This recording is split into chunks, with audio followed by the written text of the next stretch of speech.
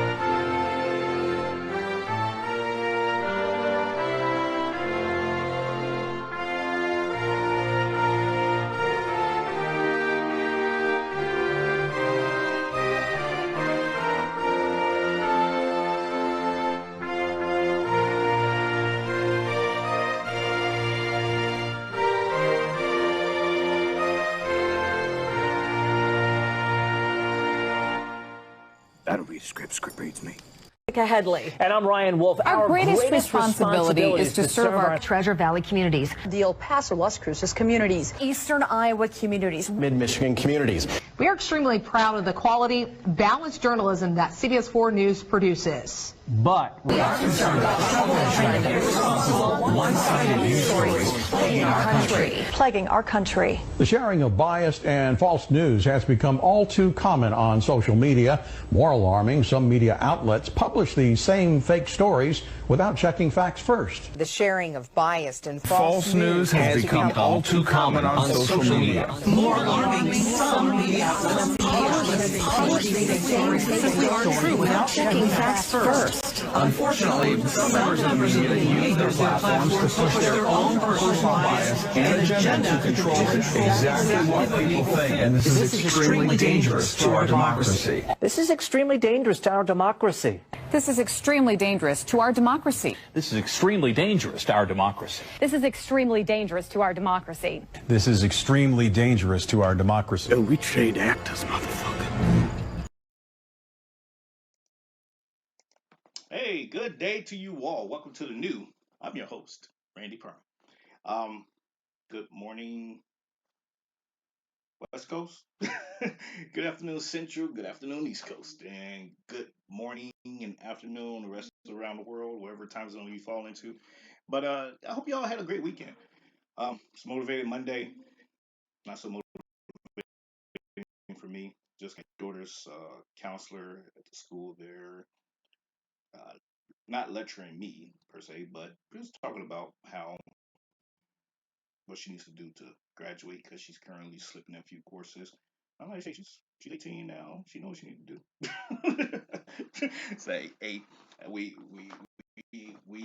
provided instruction to our children over the years on what they need to do to be successful in life. So either you heed those warnings and those lessons, or you don't. Period. But anyways, I hope you all had a great weekend. Cancel culture. Cancel culture has struck again. And this time, unfortunately, the victim is none other cute young lady by the name of Alexi McCann. And she was newly hired as the editor for Teen Vogue. And she came under fire for racist, I'll touch on that in a minute, racist tweets from 10 years ago, disparaging Asians and people in the LGBTQ community. Now, when I say I'm going to touch on that, the racist part, there is this great sentiment within, especially within the Black community, which is ad-libbed, in a sense, white liberals, that Black people cannot be racist because they don't have the power structure or the power base, or they're not in a position to in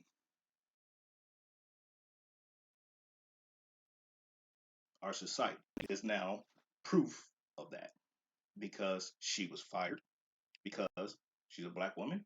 Not because she was a black woman, but she's a black woman who got fired because of saying something racist about Asians and about LGBTQ folks. So there's that dispelment right there. And all that, and over the years, I've always challenged people on social media,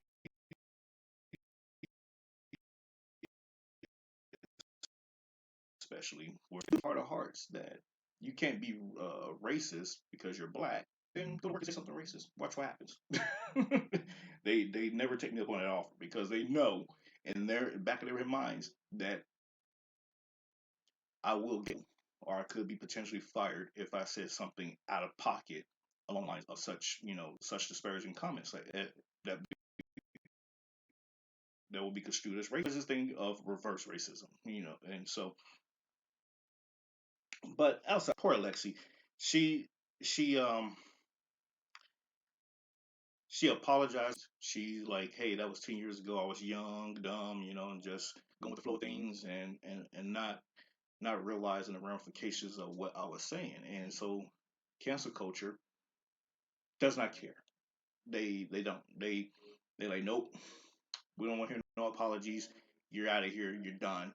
And this is dangerous in our society today. When, and I said this last week, that there's people that are so bored in their life, or they have not accomplished anything in life, that they have to go back into history, like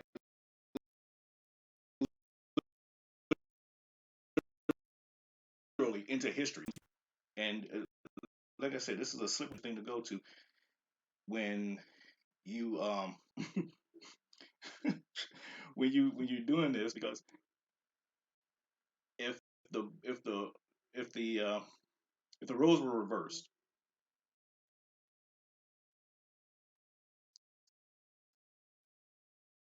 somebody could come after you. Kids, what?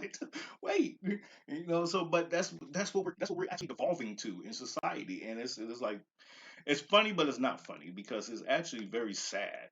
And poor Pepe Le Pew, folks. Pepe Le Pew got canceled for stuff that he did 50, 70 years ago. Yes, and we already kind of touched on that, but I have a problem with the hypocrisy of cancel culture chasing after a black and white cat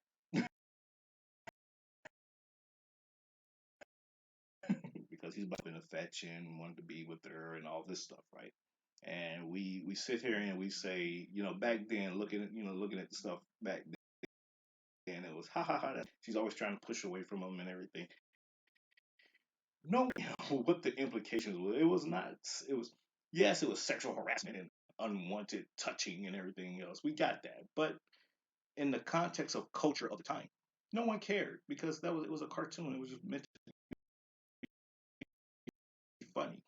Today's age, we're seeing these exact same cartoons and no one's batting an eye. Take for example, everyone here, everyone who watches knows what this is. Family Guy, Quagmire. He is the biggest pervert probably on television. He does stuff like hiding in showers, filming people using the bathroom, filming Meg using the bathroom. He does stuff like humping a dead woman in her coffin at a funeral. He does stuff like walk into a room with little kids, half naked in underwear, wearing a thong. You know, but no one says anything. No one's saying cancel Family Guy. I'm not saying cancel Family Guy. I like Family Guy. Family Guy is pretty funny. But this is just to show the hypocrisy of media, of those that are in the culture arena, that you're sitting here, you selectively target what you want to be castigated, and so it's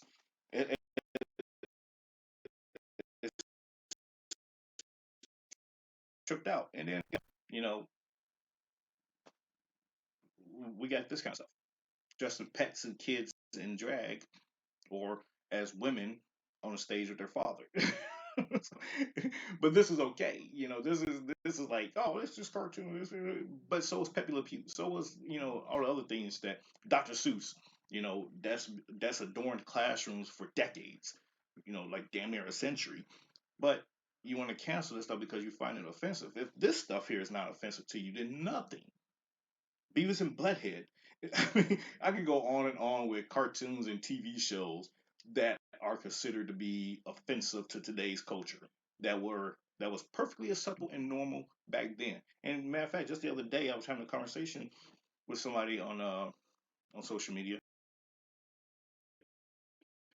about you're okay with WAP, Megan Thee Stallion, and Cardi B humping each other on stage promoting lesbianism, but you're offended your lyrics of rap music today, gang culture, there we go, but a cartoon that about 80% of the world don't watch for whatever reasons, or don't take it with, don't sit there and analyze it. They just play it and then go on about their day. Well, anyways, folks, this is what, we have to stop this madness because, like I said, we're devolving our society into a realm of stupidity that is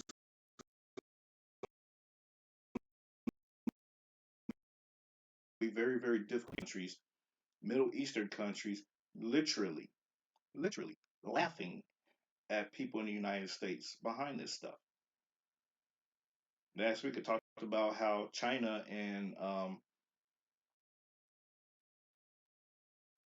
Blinken and the Secretary of Defense Austin got into a pissing over China, over Americans trying to point to China for morality. And it's like, you have no place, no to point fingers at anyone. Look at what's going on in your country. And like I said, I concur. We lost that moral authority to tell anyone in the world, I don't care what they're doing, that they're doing something wrong when we are just as equally screwed up as the rest of them. What we need to get back to is having, God in our lives in this country, referencing, what actual morality looks like, and then we can go forth. I'm not saying, let's create a new crusades. I'm not saying that. I'm not saying, let's go. That's not what I'm saying. But we need to live our lives in accordance to what it is that we're preaching. And we fail to do that. We are at an epic fail in doing that. But we'll get there one day. I'm going to jump to a commercial break. Stay tuned. Yeah, stay tuned. You are listening to the Exceptional Conservative Network. For more information, go to www.theexceptionalconservativeshow.com.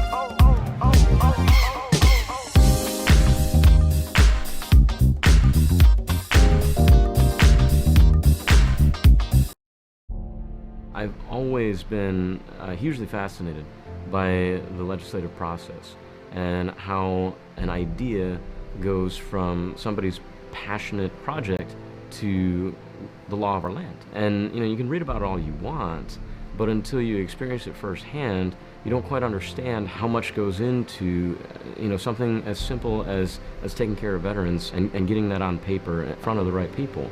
Having been interested in that, I saw this opportunity come up in the VFW SBA Legislative Fellowship, and I applied for it, and it's been a wonderful experience so far. The VFW SBA Legislative Fellowship offers student veterans an extremely unique opportunity to make their voices heard on Capitol Hill and in their communities.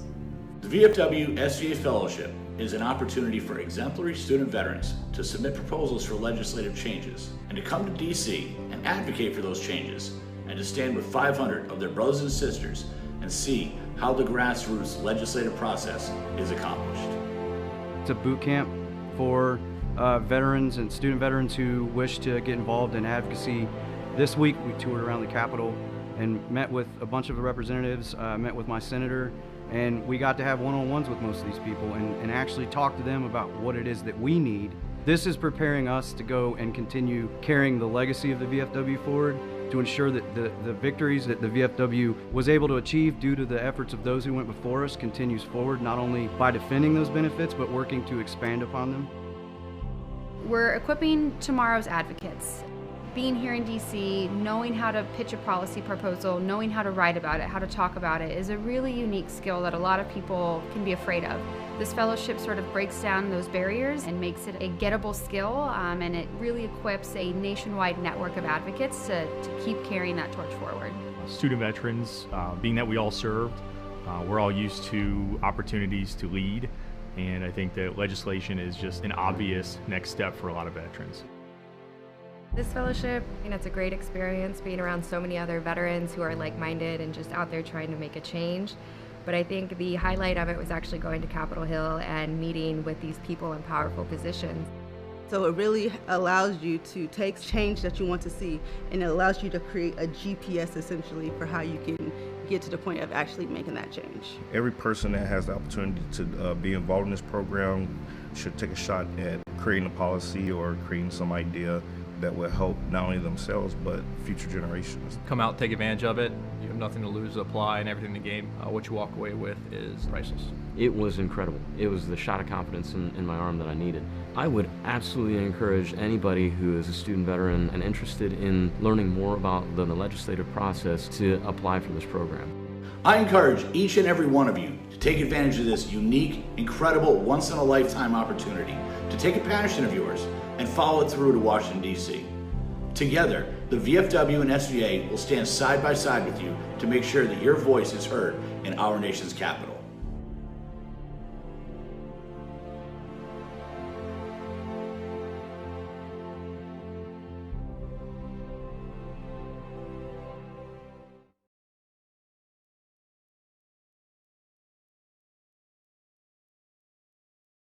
You are listening to the Exceptional Conservative Network.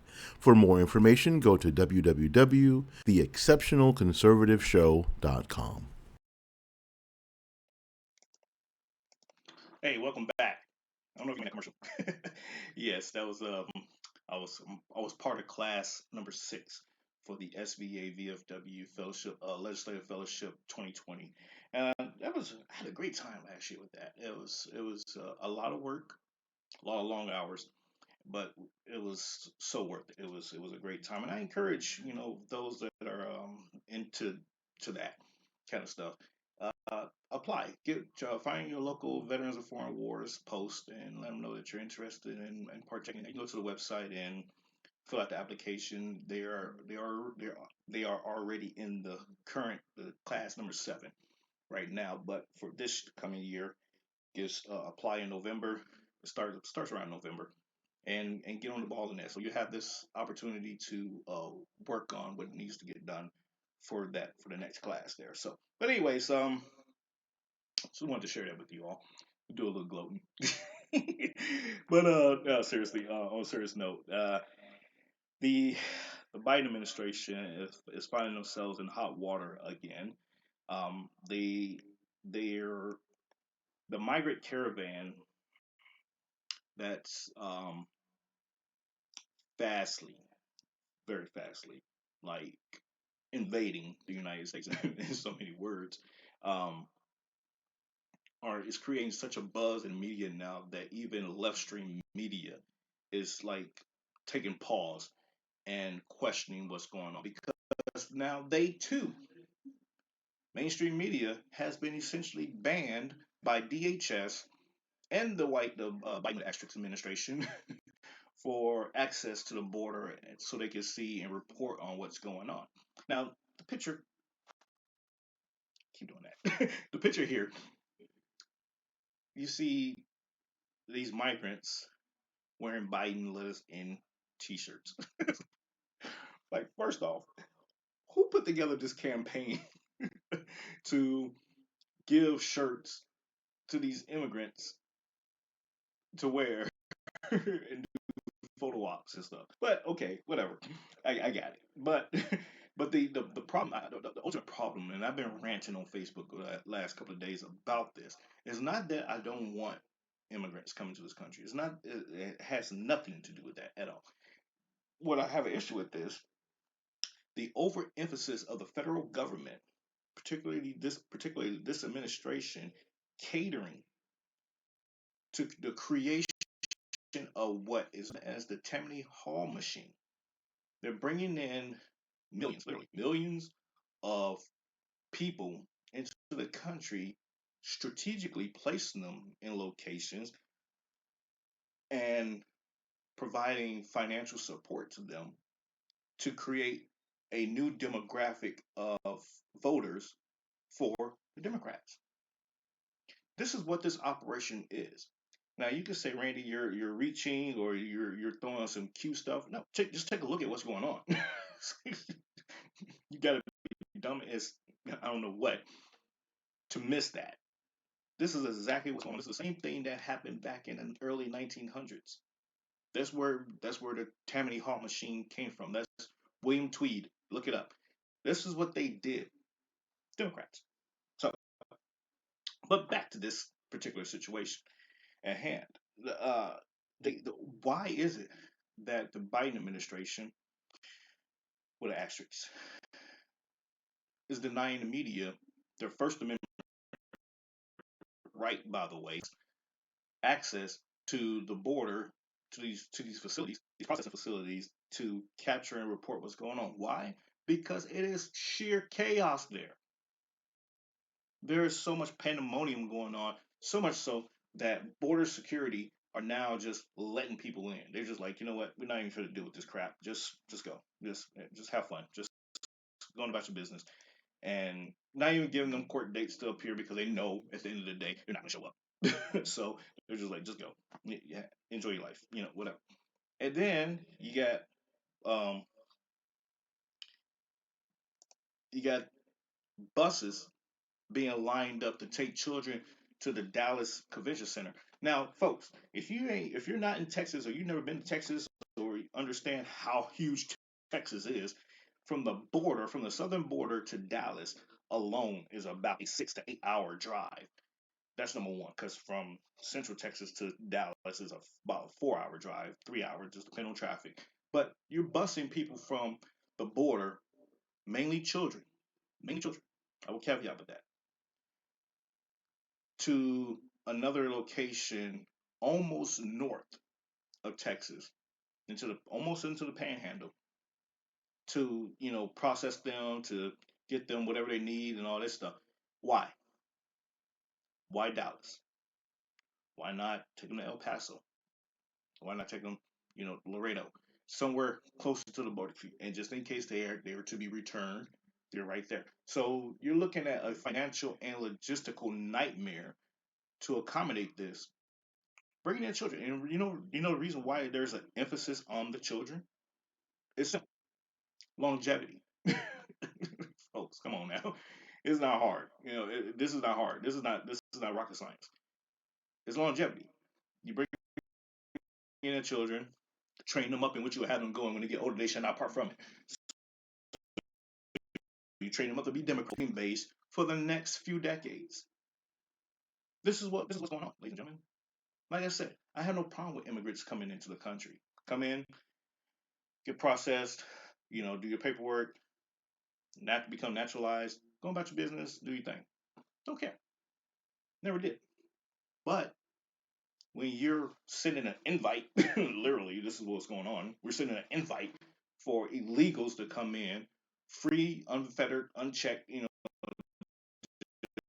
just do whatever business because HR1 passed, and now anybody that has a post or not can vote to ensure that we secure our elections for the Democratic Party for the next eons of years. This is what's going on. I can't make this stuff up, ladies and gentlemen. Even if I did, I still would be right. So, and then you got, like I said, I can't make this stuff up. And then they're also flying them from the southern border to the Canadian border to be processed. And now, so like I said at the beginning of the segment, there's a strategic placement of where these migrants are going. You got some going south. You got some going to the north. They're already going towards the west because they're going in through, from Texas, Arizona, California route. So they're already filtering into the west.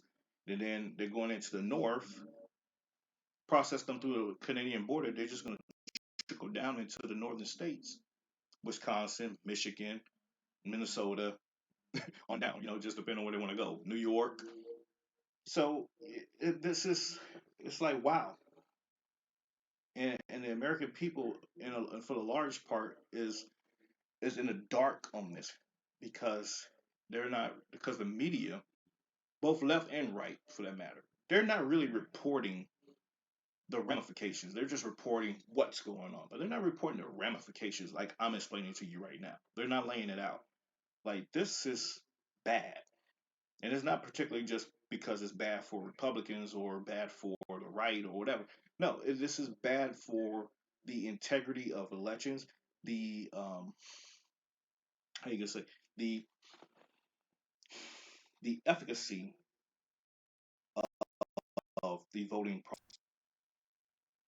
You have people that are coming into this country that probably won't have a clue, don't care about who to vote for, what policies, the analytics to elections. We already have that problem now. Don't get me wrong. There's people that's lived through their entire lives and still don't have a damn clue. But my point is this: that we're perpetuating a problem. We are not teaching these people, our people in general. You're not teaching people, hey, this is what you need to be looking for. This is what needs to, you need to be paying attention to, and everything else. No, that's not what's going on. It's, hey, we brought you here. We took care of you. You make sure you vote for us. That's what that is. No matter what the policies are, no matter what we say, you just vote for us. That is how the Tammany Hall machine works, ladies and gentlemen. So I'm just throwing it out there. I'm just letting you know what's going on, so you don't sit there and be like, why is there all these refugees, because that's what they're coming under, the skies of, is refugees in my neighborhood. All of a sudden, when the demographics of your community starts to do a dramatic shift, like as it did in Chicago, West Side Chicago, when I was there a couple years ago. I told you about this already. I didn't recognize my old neighborhood. It wasn't bad. It didn't it wasn't destroyed or anything. It was, the demographics was changed. It was like one of my old schools that I attended. I went to go visit, completely in Spanish. Although it was already in a Spanish neighborhood, don't get me wrong, but we were integrated. And now they sealed off the train track to cross over. So they did some gerrymandering and some redlining things to ensure that particular neighborhood was strictly, just relegated to just the Hispanic community. Maywood, Illinois. Look it up. Look it up.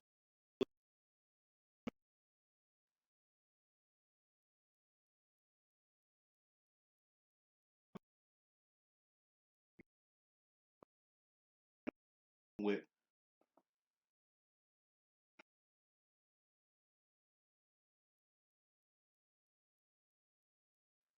that, and I respect that. I actually enjoy it. I enjoy talking to people from different backgrounds.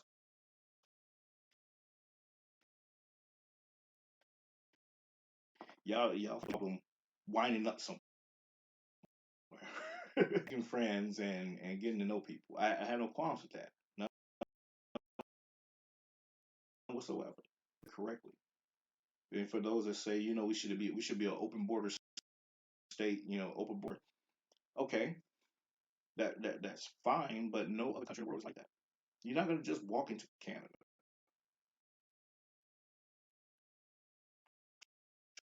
Trust me, I know. Get on a plane and land in Europe somewhere and go unchecked and unfettered. You're just not. There's no country in the world where you can just walk into it and no one's gonna blink bat an eye. It's for a reason. It's security. It's national security. I want to know who it is that's in my country, not just personally, but people want to generally know, like, okay, are you in a system? Are you, are you a known person to somebody in this country? And just for random jokers. Matter of fact, I would stop there on that. Matter of fact, we already had issues with Iranians being caught up in Arizona just a few weeks ago, being part of this caravan. Like, what? You have people from other countries, Africa, Middle East, flying to South America, get merged into the caravan. And I'm not going to get into the drug cartels, putting wristbands so they can identify people that get across so they can get their money and all this stuff. I'm not going to get into all that. I'm not going to get into the nefarious activities with child smuggling, child traffic rings, and all that stuff. I'm not going to get into all that. Those are the second and third order effects to what this administration is conducting. I'm even going to say allowing. This is what they're doing. They're doing this intentionally. They're conducting this operation. Yes, I said it. They're conducting this operation intentionally because they're not doing anything to control and stop what's going on. Everybody knows the second and third order effects of large migrations of people, children. They could tell you, oh yeah, that's my daughter. Yeah, sure. You don't know that unless you're doing DNA swabs and all this stuff right in there on the spot. Which they can't even do that because they're so beyond capacity. They're just like, okay, go, just whatever, and boom. But I digress because I still have a lot of stuff to talk about. Yeah, folks, we'll be right back. We'll just a quick commercial break. Stay tuned.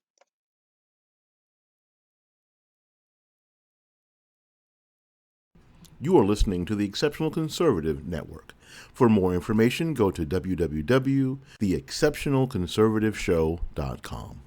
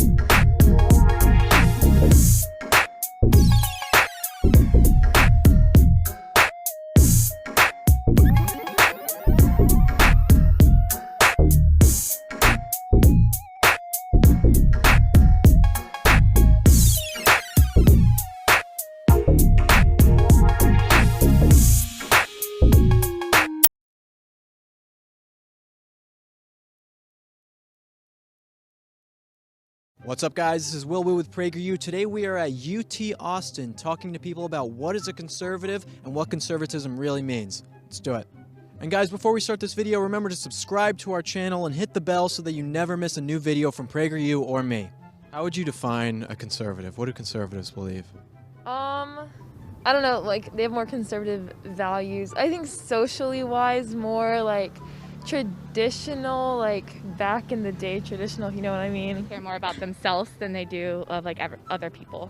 Yeah. More of their own well-being. Yeah.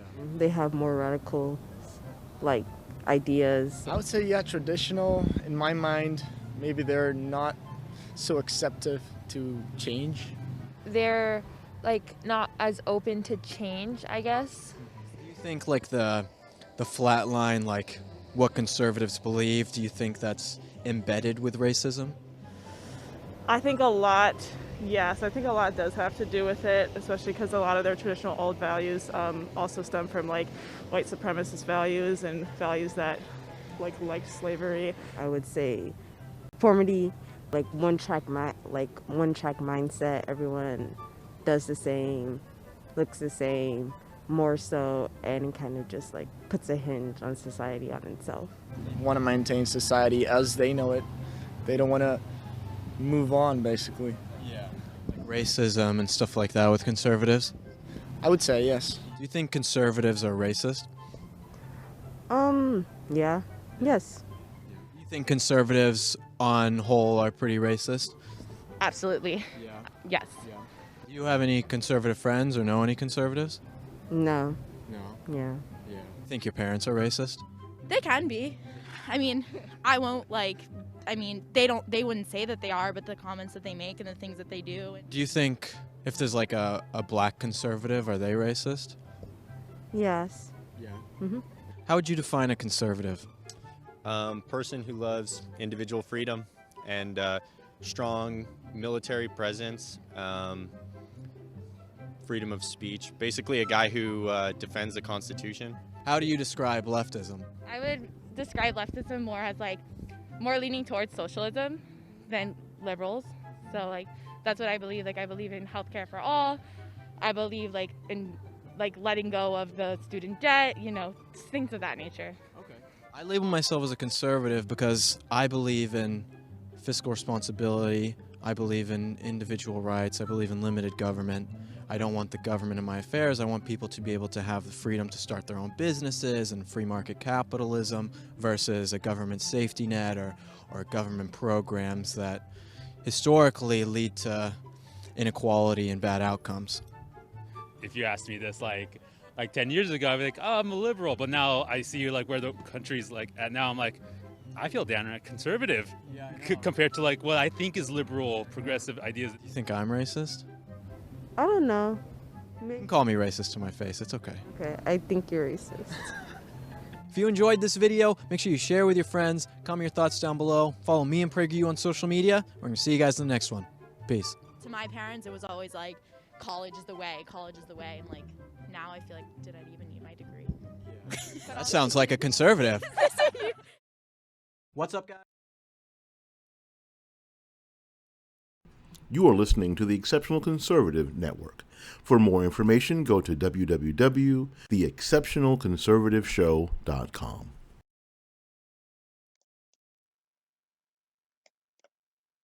Hi, welcome back. So, I decided to play that video there because that was a depiction, although it's right not too far from me here, Austin, Texas. But that is a depiction of the thought process or the mentality of what a lot of people, a lot of young people especially, think or know what conservatives are about. Now, you saw the young black girl. When the guy asked her, are black conservatives racist? She said yes. See, this goes back to, once again, it confirms my statement earlier that black people can be racist, because she even said, yes, black conservatives are racist. So, I can't make this stuff.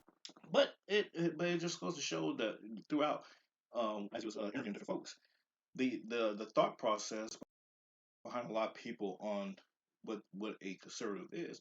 Some of them were somewhat spot on with their answers. Some others just way out there, like what? But anyways, folks,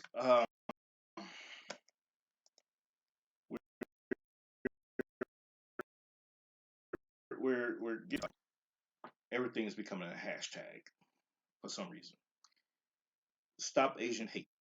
Hashtag stop Asian hate. Um, it's not a new movement per se, but it is relatively new in terms of recent years. And sadly, sadly, it is something that shouldn't even be a discussion in the 21st century, but it is. 21 years into the 21st century at that, but it is. And uh, also, another unfortunate thing is the fact that the politics of it, particularly from the left, because this is a left movement, it's being hijacked and being abstracted from the intent of the movement. And this is happening because of in recent last week or so, this Joker here, Robert Aaron Long, 21 years old, he went into a couple of massage parlors there in Georgia and killed a total of 8 people. Six of them were Asian women.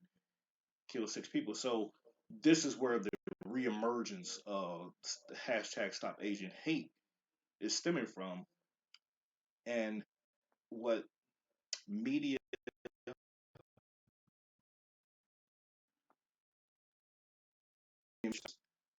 is that this was not even considered, or not considered. This wasn't even in the realm of a hate crime towards Asians. It was,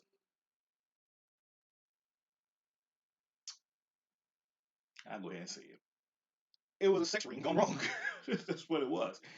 And this kid has a medical documented history of a sex addiction, and he turned to going to massage parlors to fulfill this need apparently.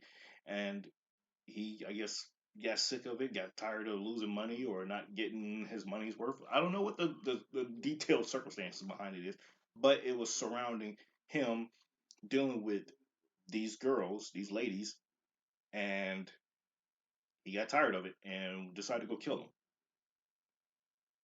He didn't say anything about I hate Asian people, so he just decided just to target a random massage place. No, it was some deeper going on there. But the media won't tell you that. You have to dig to get that information. And I find it sad that we have devolved these movements into such things. Asian is not a virus, racism is. I concur. I concur. I have plenty of Asian friends, Pacific Islander friends, everything else, and we've had some of these discussions. They've gotten pretty bad and heated because there's this unspoken thing that they are quietly targeted by people of outside of their ethnicity. And there's, I'm not gonna say there's little evidence because I'm gonna get into the data here in a second, but it's not as prevalent as one thinks. And like I said, I have the data. I have some of the data. I'm not going to go through pages of data with you all, but you could go back and do your research on your own and get what you gather what you will. But the point is that yes, there is a rise in Asian crimes against Asians. There is a rise. I'm not disputing that. Matter of fact, I will just go ahead and get into it right now. In 2019 to 2020, there's a rise of 149%. It went from 49 to 122 crimes against Asians, violent crimes against Asians. Now, the increase, according to Stop AAPI, Asian American and Pacific Islanders Hate Group, there's been a reported of 3,800 incidents during the first year of the pandemic. Overall, there has been a drop since the 90s, since the early 90s, when they started keeping a record of this, a drop of 7%.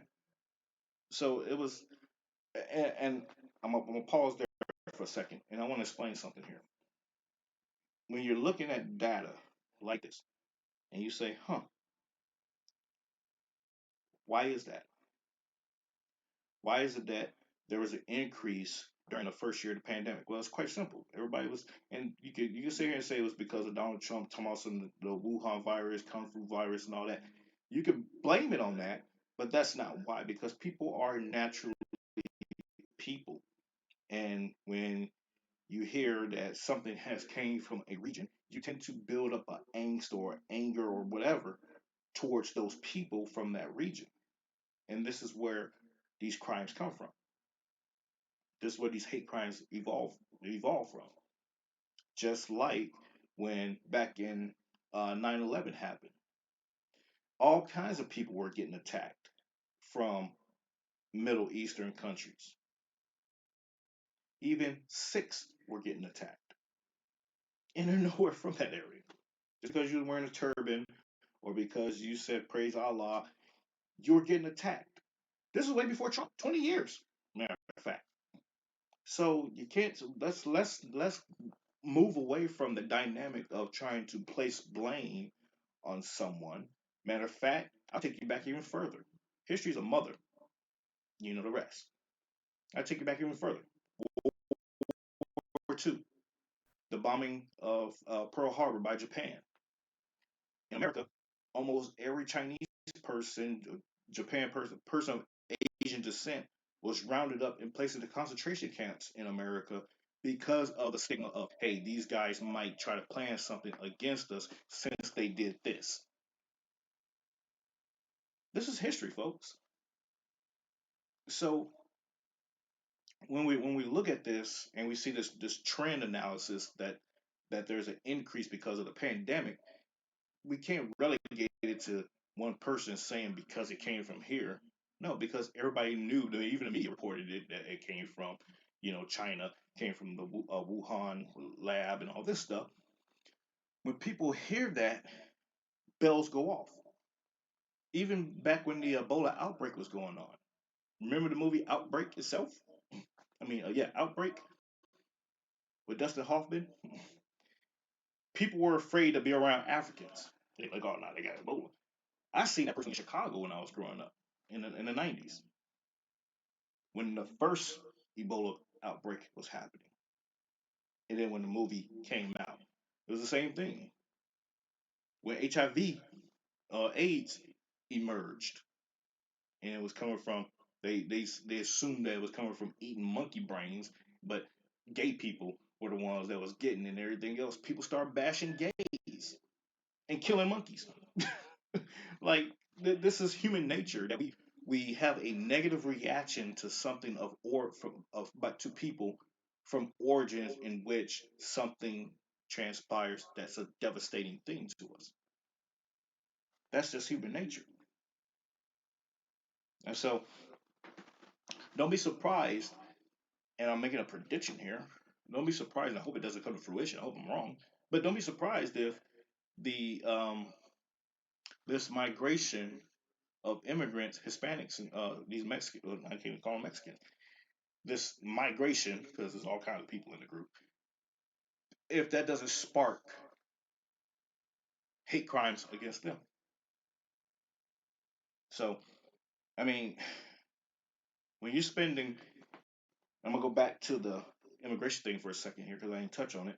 When you're spending $86 million of taxpayer money to put, to give hotel accommodations to the migrants so they can be processed and everything else, they have somewhere to sleep, you put them in a Holiday Inn in the Ritz Carlton, you know, you put them in hotels, you spending $86 million. You're not deterring. The Secretary, the DHS Secretary, Homeland Security, Sandro Mayorkas, talking about the border is closed, but you're sitting here busting up, you're flying them, you put them in hotels. Doesn't sound like a border is closed to me. It sounds like you're sending an invite and you're accommodating them, as we said in the military, putting them on TDY status. So stop the madness. Don't lie to me, Judge Janine Pirrell, because this is what you're doing. But going back to the Asian hate crime thing, I understand where the Asian community is coming from, but you have 16 major cities across the United States, all Democratic ran cities, and this is going off the data that were almost all 99.9% of the crimes have been committed out of these major cities. This happened in Atlanta. So to sit here and try to point the finger saying that this is from the MAGA country community and whatnot, or this is because of Trump's rhetoric, it's not to defend Trump, but let's be real here for a second. It's just not. I mean, unless we're going to digress uh, and admit that maybe, just maybe, those on the left are actually Trump is actually being a dog whistle to those on the left to commit these crimes, and he's actually speaking to the base on the left that ascribe to his rhetoric. Hey, I call it how I see it, folks. But then let's look at the trans historical perspective of Asian discrimination in America. It's not just relegated to black folks or Hispanics. Well, let's talk about Stop Asian Hate for a minute.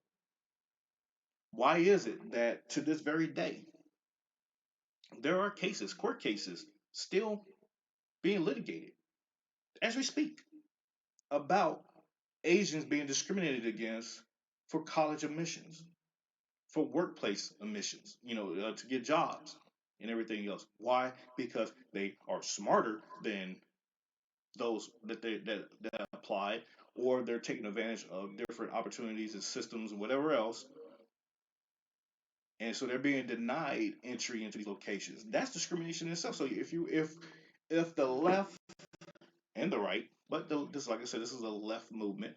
If the left is really serious about that, you should tackle those issues as well. But you're not, because you don't really care. You don't really care. This has been going on for decades.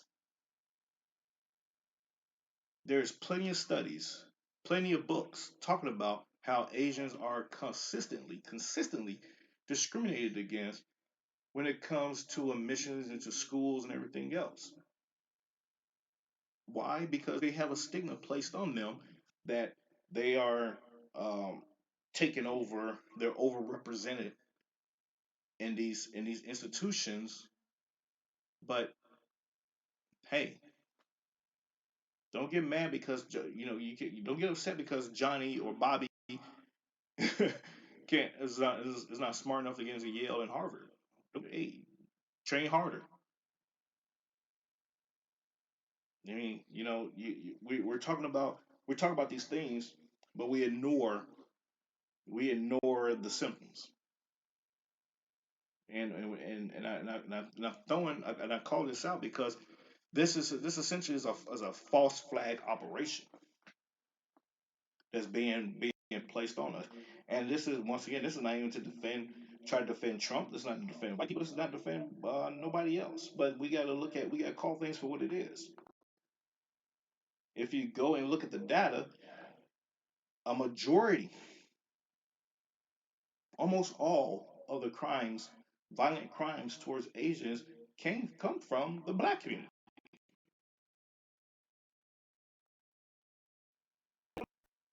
Because once again, they are in these communities with restaurants, stores, salons, parlors, whatever.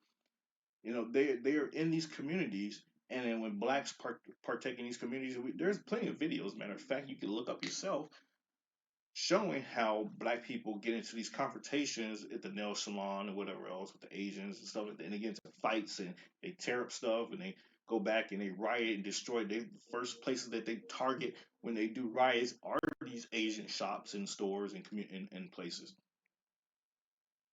The data is there. The information is there. It's not to placate this all on black people. No, I'm not saying that.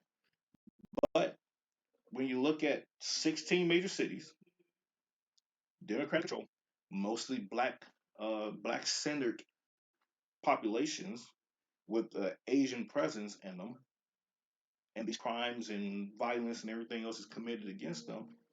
I just don't. I'm sorry. I just don't see MAGA hat wearers driving down, the highway just to go target that one location, and everybody else just sitting back like, oh, that's them. Well, I'm sorry. Let's call the data for what it is. Let's call these situations out for what it is. Now, once again, I am not condoning any of this kind of this act against Asians or whatnot. I think they're very cool people. They work hard, they do their thing, and they go home or whatever. No problem with them. Neither should you, folks. There's my rant for the day. Thank you all for tuning in. I appreciate you. You can follow me on all the social media platforms. RPerm, Randy&APril. Just type it in, you'll find me.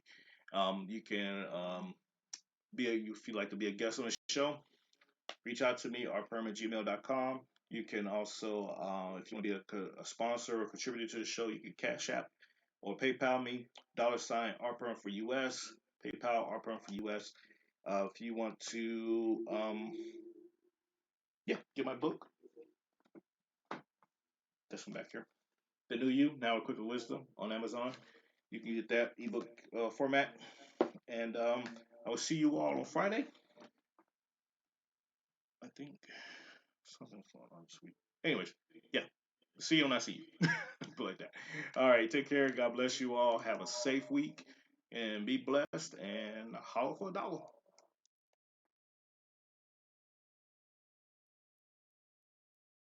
You are listening to the Exceptional Conservative Network.